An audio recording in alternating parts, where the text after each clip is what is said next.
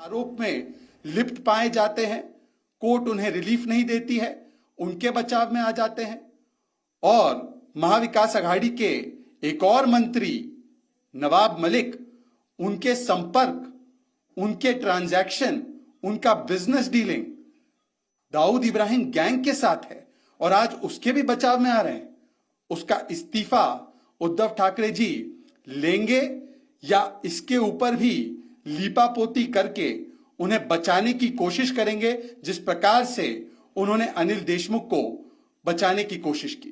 उन्होंने जांच में सहयोग भी नहीं अफसरों को, इसलिए नवाब मलिक की गिरफ्तारी भी हुई, इसको लेकर के कुछ कहेंगे? देखिए, सवाल आज सिर्फ इतना पैदा होता है कि यदि नवाब मलिक के पास छुपाने के लिए कुछ नहीं था तो वो कोऑपरेट करते एजेंसीज के साथ, परंतु एक तो उन्होंने इस प्रकार का ट्रांजैक्शन, इस प्रकार की property dealing Dawood Ibrahim gang के लोगों के साथ की और वो लोगों के साथ जिनको कन्विक्ट किया गया है, कौड़ियों के दाम पर करोड़ों की जमीन खरीदी गई और इसके सारे सबूत सामने आ चुके हैं।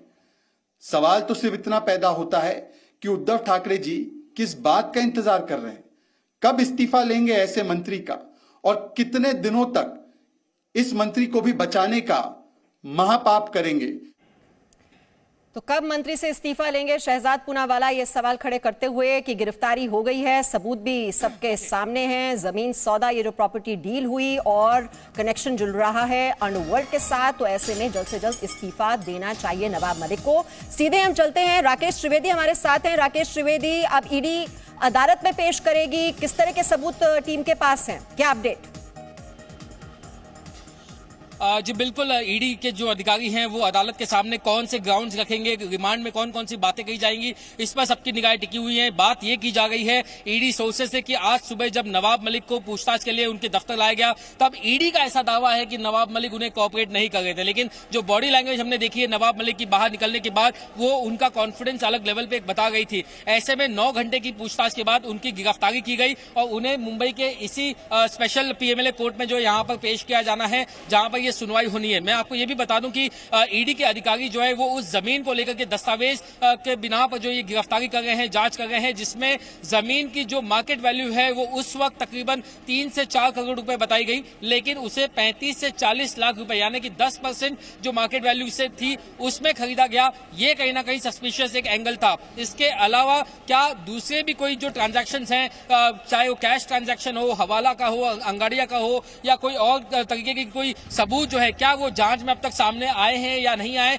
इस बात का भी खुलासा आज ईडी को इसी दफ्तर, इसी अदालत में जो है वो करना होगा। जिस तरीके से हम बात कर रहे थे राजनीतिक बयानों की, तो जैसे कि अरविंद सावंत ने अभी कहा था कि इस हमाम में सभी नंगे हैं, तो मैं आपको एक बात ये भी याद दिला दूं कि कुछ समय पहले बीएमसी के अधिकारी जो है वो बीजेपी के केंद्रीय मंत्री नारायण राणे के बंगले पर पहुंचते हैं, वहां पर उनके बंगले की अचानक से मेजरमेंट लेने लगते हैं, माप लेने लगते हैं, उसके बाद में उन्हें नोटिस देते हैं और ये भी कहते हैं कि आपका जो बंगला है वो इल्लीगल है। हमने देखा था कि इससे पहले कंगना रनौत के दफ्तर पे भी बुलडोजर बीएमसी का चला था। तो एक तरफ जहां पर बीएमसी की सत्ता जो है वो शिवसेना के पास है, वही दूसरी तरफ जो है वही शिवसेना और महाविकास आघाड़ी सरकार लगातार यह आरोप लगाते आई है कि किस तरीके से केंद्रीय एजेंसियों का गलत इस्तेमाल बीजेपी जो है वो करती आई है। तो एक तरफ केंद्रीय एजेंसियों के गलत इस्तेमाल की बात की जाती है, तो वहीं दूसरी तरफ वही सरकार की वही पार्टियां जो है वो बीएमसी और उसके बुलडोजर का गलत इस्तेमाल करते हुए भी दिखाई देती है। और शायद यही वजह है कि जो लाइन कह रहे थे कि इस हमाम में सभी नंगे हैं, अरविंद सावंत कह रहे थे, तो ये टाइमिंग को लेकर के सवाल उठता है कि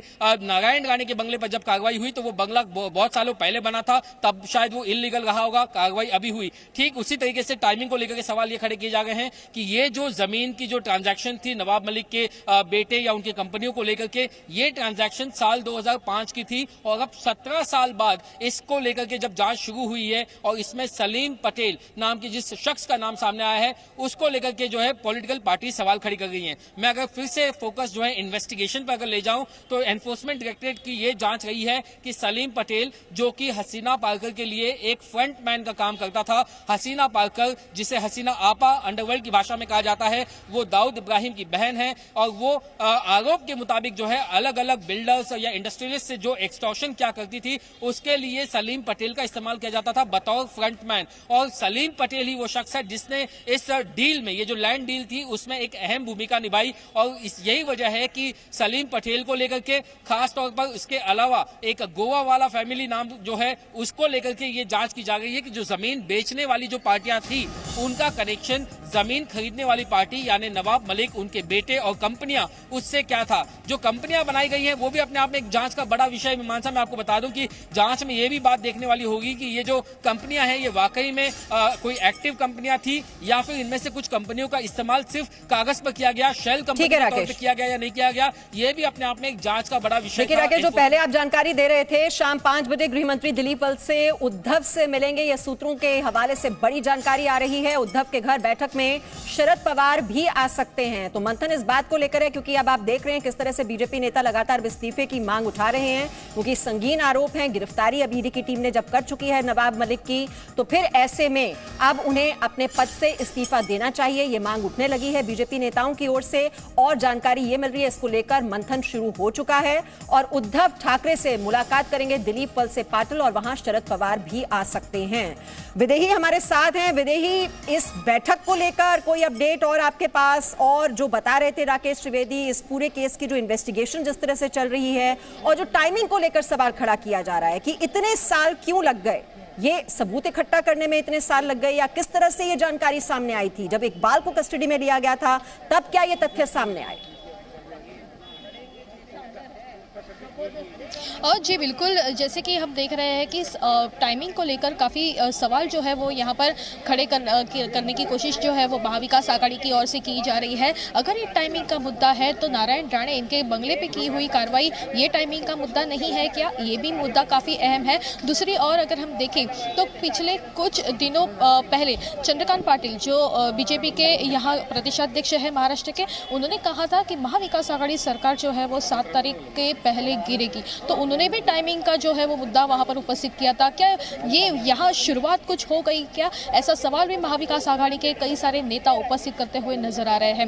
फिलहाल हम देखें तो कुछ ही देर में यहाँ पर जो है वो नवाब मलिक इनको जो है वो कोर्ट में पेश किया जाएगा और कस्टडी किस तरह से जो है वो करने की मांग जो है वो करेगी, ये देखना भी काफी दिलचस्प होगा। पर इस वक्त की एक बड़ी खबर है कि ईडी के additional solicitor general Anil Singh ये युक्तिवाद करने वाले हैं और अनिल सिंह जो है वो कोर्ट में आ चुके हैं।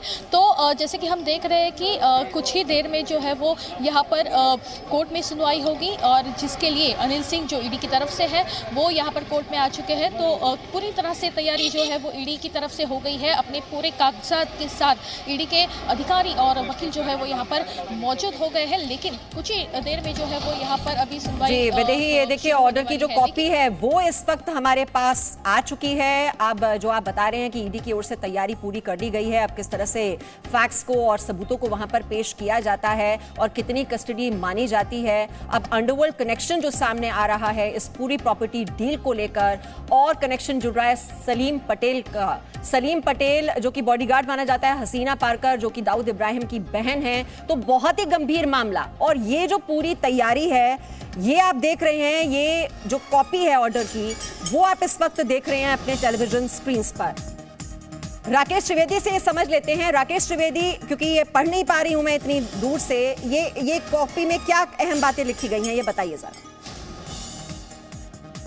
देखिए, इस कॉपी में ये बताया गया है कि जो इस केस के जो आयो हैं नीरज कुमार, वो बता गए हैं कि कैसे उनके पास पुख्ता सबूत थे। उसके बाद में जिस मामले की वो जांच कर रहे थे उसमें नवाब मलिक जो है उनको आज बुलाया गया। उसके बाद में prevention of money laundering act, इसके तहत जो है उन्हें नवाब मलिक को उनकी गिरफ्तारी के ग्राउंड्स बता दिए गए हैं और वो तमाम गिरफ्तारी की वजह बताने के बाद उन्हें आधिकारिक तौर पर अरेस्ट किया गया है। तो ये अरेस्ट करने के ठीक पहले जो ऑर्डर बनाया गया है वो है जिसमें जिसमें उनकी गिरफ्तारी का समय लिखा है दोपहर के 2:45 मैं आपको बता दूं कि आज सुबह 6 बजे जो ईडी की टीम नवाब मलिक के घर पहुंची थी। उसके बाद में उन्हें 7 साढ़े 7 बजे के आसपास ईडी के दफ्तर लाया गया था। 7 से 8 घंटे की पूछताछ की गई और ये पूछताछ करने के बाद 2:45 पर इस ऑर्डर के मुताबिक उन्हें गिरफ्तार दिखाया गया। मैं आपके पास आ रही हूँ लौटकर। एनसीपी के प्रवक्ता उमेश पाटिल जी भी इस वक्त हमारे साथ हैं। उमेश पाटिल जी, अब ईसी का जो ग्राउंड है, जो ईडी की ये पूरी जांच पड़ताल चली है, कई घंटों की पूछताछ हुई, लेकिन जवाबों से संतुष्ट नहीं हुई ईडी की टीम की, गिरफ्तारी करनी पड़ी और ये पूरा मामला जो है अंडरवर्ल्ड के साथ इसका कनेक्शन जुड़ता हुआ, दाऊद इब्राहिम, बहुत ही संगीन मामला। ये तो बहुत ही संगीन मामला आप जो कह रहे हैं, ये हमें सबको मालूम है कि भारतीय जनता पार्टी की जो नीतियां है, उनके अपोजिशन पार्टियों से लेकर जहां भी उनकी अपोजिशन सरकार है, वहां के नेताओं को जो है उन्होंने टॉर्चर करना शुरू कर दिया है। महाराष्ट्र में उनकी गवर्नमेंट नहीं आई, इसके वजह से डे 1 से उन्होंने जो है महाराष्ट्र गवर्नमेंट पे अपनी आंख बनाई रखी है और केंद्रीय एजेंसियों को हमारे पीछे लगाया हुआ है। ये दिख रहा है। अभी आपने जो बताया कि अंडरवर्ल्ड से कनेक्शन, तो आरकेडब्ल्यू डेवलपर्स से जो 10 करोड़ रुपए बीजेपी ने ऑफिशियली जो उनकी पार्टी को लिए है एज अ डोनेशन, वो इलेक्शन कमीशन के रिकॉर्ड में है। आरकेडब्ल्यू डेवलपर्स जो है ना, जो इकबाल मिर्ची उर्फ इकबाल मेमन, जो बॉम्ब का जो संगीन आरोपी जिसे माना जाता है, उसकी प्रॉपर्टी में डील करने वाली आरकेडब्ल्यू डेवलपर्स, ये जो कंपनी है DHFL, राकेश वाधवान, जिसने 33,000 करोड़ रुपए का घोटाला किया, उसकी शेल कंपनी है। और ये आरकेडब्ल्यू कंपनी जो है वो कंपनी किसकी है, किसके लिए डील करती थी? बॉम्ब स्फोट में, मुंबई बॉम्ब ब्लास्ट में जो आरोपी है इकबाल मिर्ची, उसके लिए डील करती थी और उसकी ईडी की इंक्वायरी भी चालू थी। उस कंपनी से बीजेपी ने बाकायदा ऑफिशियली 10 करोड़ का डोनेशन लिया है और दूसरे दो सेल कंपनी है जिससे और 2.5 करोड़ रुपए और 7.5 करोड़ रुपए वो भी उन्होंने लिए हैं। तो ये इसका मतलब ये हुआ कि भारतीय जनता पार्टी के अध्यक्ष और उनका पूरी पार्टी जो है उसको भी ईडी ने अरेस्ट करना चाहिए, क्योंकि उनका भी कनेक्शन जो है वो बॉम्ब स्फोट से रिलेटेड दाऊद इब्राहिम से है। इकबाल मेमन किसका आदमी है, वो कहाँ पे है? अगर उसकी प्रॉपर्टी में डील करने वाली कंपनी से बीजेपी पर आरोप लगा रहे हैं, अभी मेरे पास बीजेपी के कोई प्रवक्ता नहीं है कि मैं उनसे जवाब ले पाऊं, लेकिन फिलहाल आप मुझे बताइए, जो जमीन का सौदा हुआ 1993 मुंबई धमाके के जो आरोपी हैं उनसे जमीन लेना, क्या ये ठीक है?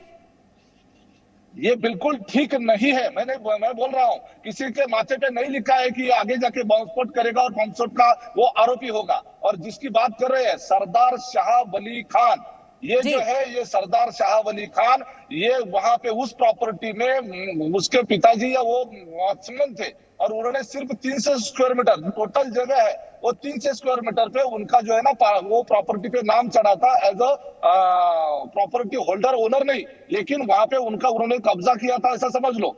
लेकिन जब वो प्रॉपर्टी नवाब मलिक ने जो ली, उस वक्त वो शाह वली अली खान जो है वो बॉम्ब स्फोट में आरोपी नहीं थे और उसके पावर ऑफ अटर्नी होल्डर जो थे सलीम खान, वो सलीम खान जो है वो हसीना पार्कर के ड्राइवर थे। वो जो है ये उस वक्त की जो बात है और उससे पहले नवाब मलिक जी का वहां पे ऑफिस है, उन्होंने बाद में वो प्रॉपर्टी खरीदी की है। प्रॉपर्टी डील करना किसी से, उमेश जी, क्या नवाब मलिक नहीं जानते कि क्या बैकग्राउंड है इन दोनों का, सरदार वली अली खान का? क्या वो नहीं जानते थे? सरदार सलीम पटेल कौन है, क्या वो नहीं जानते थे? सरदार शाह वली खान, सलीम पटेल उस वक्त बॉम्ब स्फोट में आरोपी नहीं थे। आप समझने की कोशिश करिए। और वो उन्होंने जो प्रॉपर्टी ली है वो उसके बाकायदा वो जो प्रोसीजर थी उस प्रोसीजर के थ्रू पूरी ली है। तो इसकी जो जांच मैं बोल रहा हूं ना कि आप नवाब मलिक जी ने जब उमेश जी ऊपर टाडा लगा हुआ था, 1993 में हुए थे मुंबई बम धमाके, टाडा लगा हुआ था उनका डील जो है वो उनका टाडा वो उनके ऊपर आरोप जो थे, आरोप सिद्ध होने से पहले उनका व्यवहार हुआ था। उनको जो है ना बाद में उनके आरोप जो निश्चित हुए, वो आरोपी निश्चित होने के बाद उसके बाद उनका कोई व्यवहार नहीं। और बात चलिए 63 साल की राजनीति में नवाब मलिक पे आज तक कभी भी कोई आरोप नहीं हुआ। मैंने जो आरोप किया है कि आप बता रहे हैं कि इकबाल मिर्ची का मैंने बोला तो आप बोल रहे हैं कि बीजेपी का कोई आंसर देने वाला नहीं है। लेकिन आप ये चीज भी आपने पब्लिक के सामने लानी चाहिए कि जो कंपनी जो है इकबाल मिर्ची की प्रॉपर्टी से डील कर रही थी, उसी कंपनी से भारतीय जनता पार्टी ने इलेक्शन कमीशन के रिकॉर्ड में लिखा है कि 10 करोड़ की उन्होंने डोनेशन ली है। तो ये जो है ना, आप समझ सकते हैं कि नवाब मलिक ने लास्ट 2-3 महीने में भारतीय जनता पार्टी पर किस तरह से आरोप किए। चलिए मान भी लीजिए अभी तो मैं जवाब नहीं ले सकती उनसे, लेकिन उमेश जी, अगर दूसरे ने अपराध किया है तो आप भी अपराध करेंगे, ये क्या जस्टिफिकेशन हुआ? या उस अपराध को अपराध न माना जाए? ये जस्टिफिकेशन या किसका अपराध बड़ा और किसका अपराध छोटा? अगर अपनी भूमिका जो है ना, अगर प्रामाणिक है आपकी भूमिका, जो ईडी जो है ना, ये इस तरह से मनी लॉन्ड्रिंग को खदेड़ना चाहती है, तो सिर्फ अपोजिशन लीडर को क्यों टारगेट कर रहे हैं? भारतीय जनता पार्टी में महाराष्ट्र से जो लीडर गए हैं, विजय कुमार गावित, उनकी सीबीआई की इंक्वायरी अभी बंद क्यों हो गई? नारायण राणे के ऊपर जो इंक्वायरी ईडी की थी वो क्यों बंद हो गई? विखे पाटिल के विरुद्ध जो इंक्वायरी थी वो क्यों बंद हो गई? जो लोग भारतीय जनता पार्टी में प्रवेश करके जाते हैं तो उनके खिलाफ जो पहले इन्हीं लोगों ने किरीट सोमैया वगैरह इन लोगों ने लगाए थे, तो ये आरोपों का क्या हुआ? इसका जवाब देगा कौन? और नहीं, अच्छा उमेश पाटिल जी, आप कहते हैं कि केंद्रीय एजेंसियों का गलत इस्तेमाल किया जाता है, तो केंद्रीय एजेंसियां किस लिए बनाई गई हैं? सीबीआई, ईडी किस लिए बनाई गई है? अगर सभी अपराधियों को छोड़ना ही है तो फिर इन एजेंसियों का काम क्या? किसी भी अपराधी को नहीं छोड़ना चाहिए। नारायण राणे को भी अरेस्ट करनी चाहिए, विजय कुमार गावित को भी अरेस्ट करनी चाहिए, बबन राव पाचपुते को भी अरेस्ट करना चाहिए। और देश में ऐसे कितने लोग हैं, ईडी की नोटिस देके इन्होंने भाजपा में उनका प्रवेश कर दिया और उसके बाद इंक्वायरी खत्म कर दी। जिन नेताओं के खिलाफ ईडी के पास सबूत है, उन लोगों के खिलाफ एक्शन लेनी चाहिए। ईडी ने बीजेपी के अध्यक्ष के खिलाफ भी एक्शन लेनी चाहिए। 2014-15 में जो 10 करोड़ का डोनेशन जो है ना इकबाल मिर्ची की कंपनी से लिया, उनके खिलाफ। उमेश पाटिल जी, अगर आप कह रहे हैं कि कुछ गलत काम नहीं हुआ, तो देखिए वो तो अदालत में जो फैक्ट्स रखे जाएंगे, सबूत रखे जाएंगे, वो सबके सामने आ ही जाएंगे। तो फिर इसे पॉलिटिकल वेंडेटा का नाम क्यों दिया जा रहा है? पॉलिटिकल वेंडेटा डर किस बात का है? कि नवाब मलिक ही क्यों, अनिल देशमुख ही क्यों, नवाब मलिक ही क्यों, ये जो है ना बबन राव पाचपुते क्यों नहीं, नारायण राणे क्यों नहीं? ये मैं जो पूछ रहा हूँ, ये पूछ रहा हूँ, बीजेपी के अध्यक्ष क्यों नहीं? क्योंकि उनका नाम भी, उनकी भी ईडी की इंक्वायरी चालू है, तो उनके खिलाफ भी जो है ना बॉम्ब स्फोट के आरोपी इकबाल मिर्ची की कंपनी से डोनेशन लेने का जो है ना वो पुख्ता सबूत है और इलेक्शन कमीशन के रिकॉर्ड है, तो उनके खिलाफ एक्शन क्यों नहीं? तो इसीलिए राजनीति है। अगर कार्रवाई होनी है, अगर कार्रवाई करनी है तो सभी लोगों को एक ही तराजू में तोलना चाहिए। ईडी कोई बीजेपी की जागीर नहीं है। अभी ईडी और सीबीआई का इस्तेमाल किया जा रहा है पॉलिटिकल एजेंडा सेट करने के लिए। ये हमारा आरोप है। अगर नवाब मलिक साहब जो है ना अगर दोषी है तो हम लोग नहीं बोलेंगे कि उनको छोड़ दो, लेकिन नवाब मलिक जी के खिलाफ कार्रवाई कर रहे हो, अनिल देशमुख जी के खिलाफ कार्रवाई कर रहे हो, तो नारायण राणे को क्यों छोड़ के रखा है? उनको क्यों कैबिनेट मिनिस्टर बना के रखा है? उनके खिलाफ आपने आरोप किए। अच्छा उमेश पाटिल जी, ये बताइए फिर आप केंद्रीय जांच एजेंसियों पर सवाल खड़े करते हैं तो आप पर भी ये सवाल उठते हैं जब बीएमसी की टीम पहुंच जाती है बुलडोजर लेकर कंगना रनौत के उसको वो करने के लिए, डिसमेंटल करने के लिए, और फिर आपको जवाब तब भी देने होंगे जब नारायण राणे के घर पर बीएमसी की टीम पहुंच जाती है वहां पर मेजरमेंट लेने के लिए। Presenting B News app available on Google Play and App Store. Download it now.